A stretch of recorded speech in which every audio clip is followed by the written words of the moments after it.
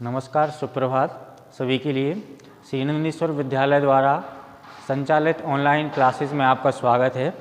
और आज की क्लास में क्लास 12th के लिए हिंदी विषय में हमारा आज का पाठ है, हमारा आज का टॉपिक है भय, जिसके लेखक हैं श्री आचार्य रामचंद्र शुक्ल, जो एक अच्छे निबंधकार हैं।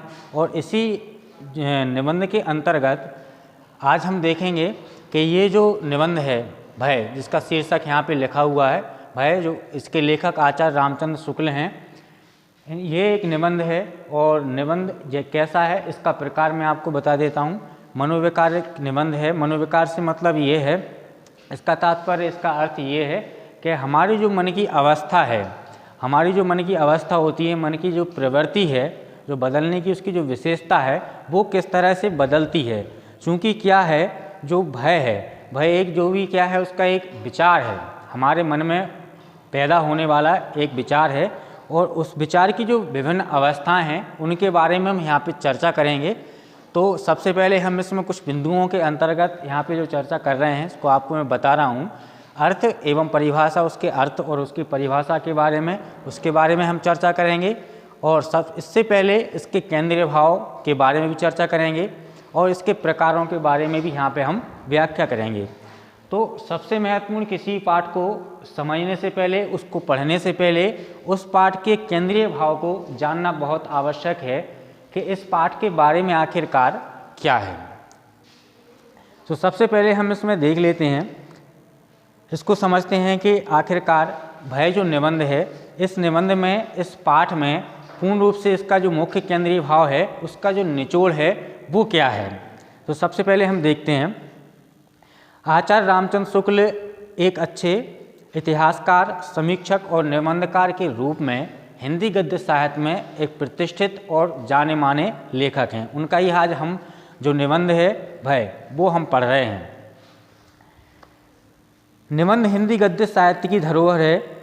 मनोभावों का स्पष्ट तात्विक और समाज सापेक्ष विश्लेषण उनके निबंधों में प्राप्त होता है। उनके इन निबंधों में केवल मनोविकार का विवेचन ही नहीं, बल्कि साहित्यिक प्रयोजनीयता के साथ साथ सामाजिक स्थितियों का दिग्दर्शन भी होता है। तो कहने का तात्पर्य ये है कि इस पाठ के अंतर्गत, यानी कि जो हम भय पढ़ रहे हैं, उस भय में जो हमारी समाज की स्थिति है, कहने का तात्पर्य ये है, या हमारे समाज में रह रहे लोगों की, उनकी जो मनोवृत्ति है, उस मनोवृत्ति के अंतर्गत भय एक ऐसी विचारधारा है जो किसी के भी अंदर समाहित होती है, हम में और आप में, किसी में भी, चाहे वो प्राणी हो। लेकिन हम यहाँ पर सिर्फ बात कर रहे हैं सजीव, यानी कि जो भाव है, ये मन का भाव है भय, तो जो हम ये कह सकते हैं कि ये सजीवों में ही विद्यमान होता है। जैसे कि इन प्राणियों, यानी कि हम में और आप में, तो ये मनुष्य की बात हो गई। लेकिन जो भी, जितने भी यहाँ पर जो प्राणी हैं, जो जीवित हैं, कहने का मतलब इनमें जो जीव हैं, ठीक है, उनमें भी क्या होता है, भय होता है। तो उस मन में जो भय व्याप्त होता है, उसके बारे में हम यहाँ पे चर्चा करेंगे। तो सबसे पहले जो अभी हम चर्चा कर रहे हैं, देख रहे हैं उस केंद्रीय भाव के बारे में। तो इस पाठ के बारे में हम अच्छे से अभी देखेंगे, उसकी चर्चा करेंगे। तो इसके रूपों के बारे में भी हम चर्चा करेंगे। तो इस निबंध में, यानी कि प्रस्तुत निबंध भय मनोविकार का विवेचन करता है। भय की जो परिस्थितियां हैं, वो मन में किस तरह से भय आता है, भय क्या है और उसकी विशेषता क्या है, ये क्यों आता है, कब तक रहता है, इसके बारे में हम आपको बताएंगे। प्रस्तुत निबंध, यानी कि जो हम पढ़ रहे हैं, भय मनोविकार का विवेचन करता है। मनोविकार से मतलब यहाँ पे मुझे इसका तात्पर्य ये है कि मन की जो अवस्था होती है, वो सदैव एक जैसी नहीं रहती है। तो मन की जो अवस्थाएं होती हैं, वो बदलती रहती हैं। कभी हम हंसते हैं, कभी रोने लगते हैं, या कभी हम डर जाते हैं, कभी आशंकित हो जाते हैं।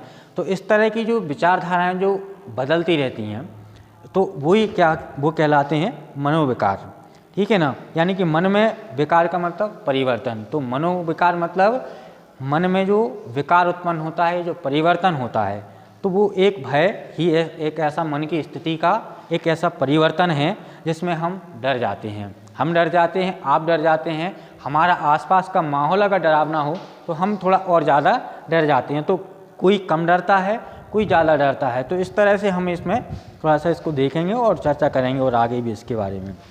अब क्या होता है कि इसकी दो प्रकार हैं। ये तो हो गया अर्थ हो गया, उसकी थोड़ी सी हमने जो परिभाषा देख ली और लगभग केंद्रीय भाव भी हमने ठीक ठाक से समझ लिया। अब इसमें क्या होता है कि इसके दो प्रकार रहते हैं। प्रकार मतलब इसमें इसके दो टाइप हैं। पहला साध्य रहता है और दूसरा असाध्य प्रकार रहता है।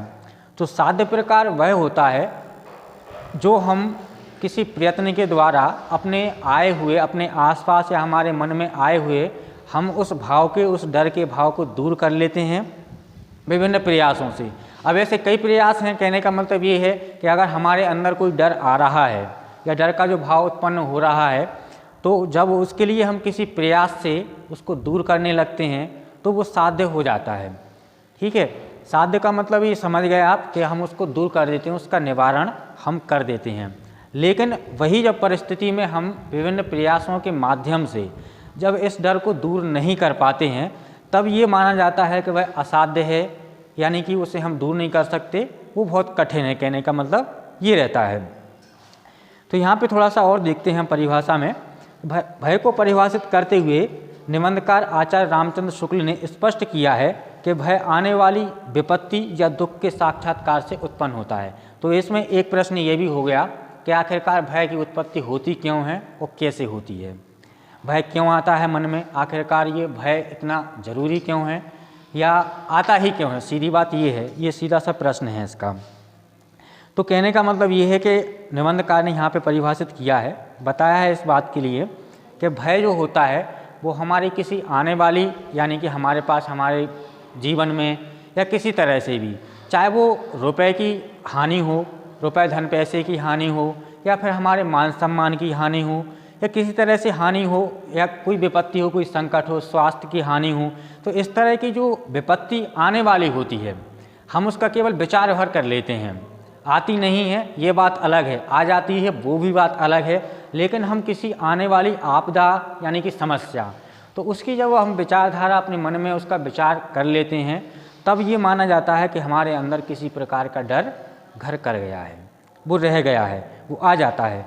या फिर हम सामने किसी प्रकार से अगर देख लेते हैं कि भाई हमारे सामने क्या है, कोई मौत ही खड़ी हुई है, दुर्घटना भी हो जाती है, अकस्मात भी हो जाती है, हम नहीं सोचते हैं लेकिन फिर भी हो जाती है, यही बात सही है।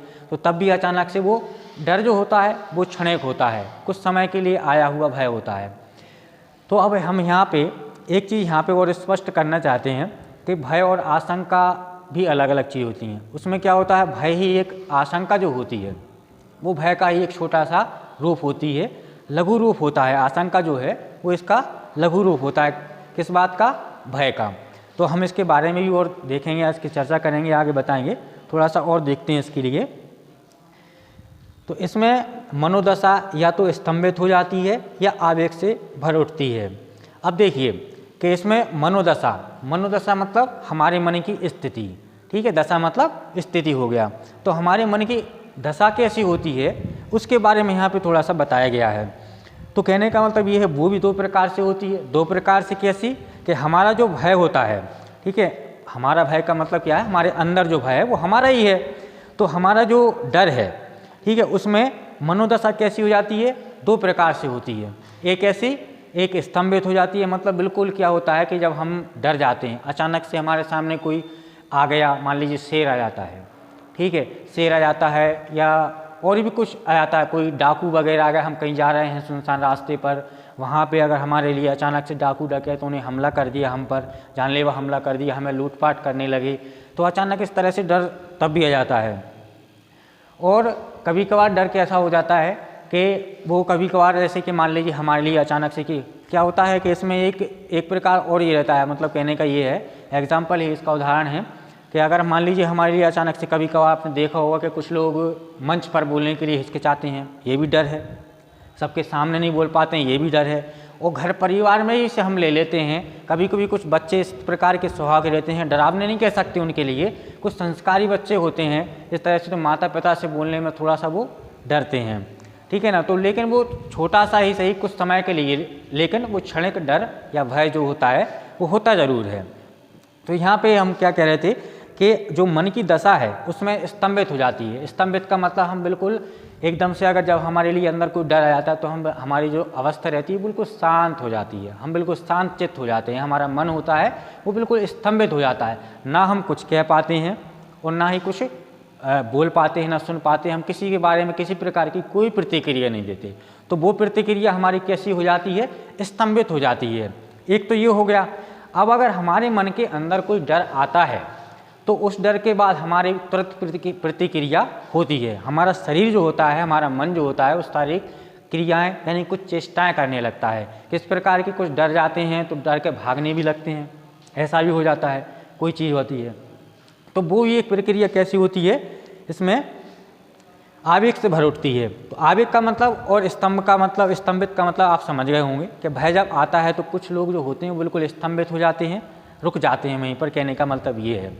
ठीक है। और कुछ लोग जैसे कि मान लीजिए एक एग्जांपल देता हूँ मैं आपके लिए, एक उदाहरण बताता हूँ कि जैसे अगर मान लीजिए कोई रास्ते में मैं अकेला चला जा रहा हूँ, आप चले जा रहे हैं या कोई भी इस तरह से हो, वो अचानक से मान लीजिए कि शेर या कोई सांड वगैरह यानी कि ऐसे मारने वाला एक जानलेवा कोई एक आदमखोर जानवर अगर आप पर हमला कर देता है, या जंगल में जा रहे हैं सामने आ जाता है मान लीजिए, तो सामने पर कभी क्या होता है, अगर किसी के अंदर थोड़ा सा बहुत साहस होगा इसके लिए, इसको दूर करने का या इससे टकराने का, तो फिर क्या होगा कि वो वहीं पर खड़ा हो जाता है। ठीक है। और उसको दूर करने का प्रयास करता है, मतलब उसको सामना करने का प्रयास करेगा, ये भी जाहिर सी बात है।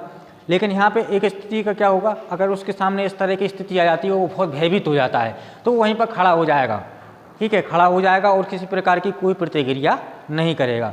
लेकिन ठीक इसके विपरीत अगर दूसरा कोई व्यक्ति होगा ऐसा, तो उसके मन में भी अगर इस तरह की परिस्थिति या उसके जीवन में या किस तरह से उसकी परिस्थिति बनती है, तो तब क्या होगा, वो दौड़ के भाग जाएगा या उसे मारने के लिए दौड़ेगा, कुछ ना कुछ ऐसा करेगा ज़रूर। उसकी शारीरिक चेष्टा या कुछ ना कुछ होगा उसका, कहने का मतलब ये वो बहुत डर जाएगा, हो सकता है रोने भी लगे। कुछ बच्चे होते हैं, आपने देखा होगा कि बचपन में यानी कि छोटे छोटे कुछ बच्चे होते हैं, उनको काली परछाई से बहुत डर लगता है। और काला रंग तो विरोध का ही प्रतीक है और भय का ही प्रतीक है, सब जानते हैं। काली रात भी डरावनी होती है और काली परछाई भी डरावनी होती है। तो छोटे छोटे बच्चे इस तरह से डर जाते हैं। तो कभी कभी देखा होगा कुछ बच्चे रोने लगते हैं, ये एक सामान्य सी बात है, एक सामान्य धारणा है। कुछ बच्चे रोने लगते हैं तो उनकी ये त्वरित प्रक्रिया हो गई, त्वरित प्रतिक्रिया हो जाती है। लेकिन कुछ बच्चे ऐसे भी होते हैं, वो बिल्कुल शांत हो जाते हैं, शांत हो जाते हैं, बिल्कुल कुछ भी चुप हो जाते हैं, कहने का मतलब ये रहता है इस तरह से, तो वो डर जाते हैं। तो ये इस तरह से रहता है। अब थोड़ा सा हम आगे और देखते हैं।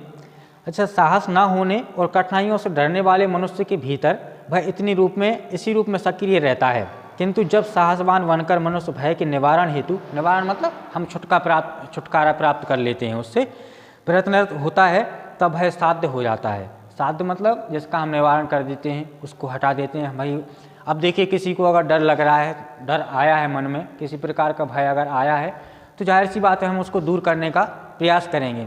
क्या होता है कि अब भय और भी कई अन्य रूपों में सामने भी आता है। अब जैसे मान लीजिए कि हम किसी प्रकार से, तो जो हमारी प्रतिक्रिया है, कहने का मतलब ये है, जब प्रतिक्रिया कब क्या होती है, मान लीजिए अगर कोई डॉक्टर के पास हम इंजेक्शन लगवाने जाते हैं या इलाज कराने जाते हैं, वो मालूम है, हमें पता है कि हमें फोड़ा चढ़वाना है, चीरफाड़ होनी या कुछ भी है, तो हमारे मन में पहले से थोड़ा सा वो डर बनना स्टार्ट हो जाएगा।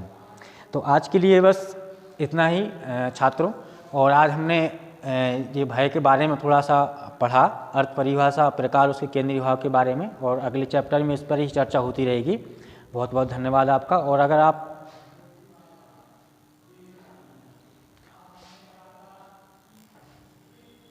अगर इसके बारे में आप और जानकारी लेना चाहते हैं, पढ़ना चाहते हैं थोड़ा सा और जो भी, तो आप विद्यालय में आकर संबंधित शिक्षक से संपर्क कर सकते हैं।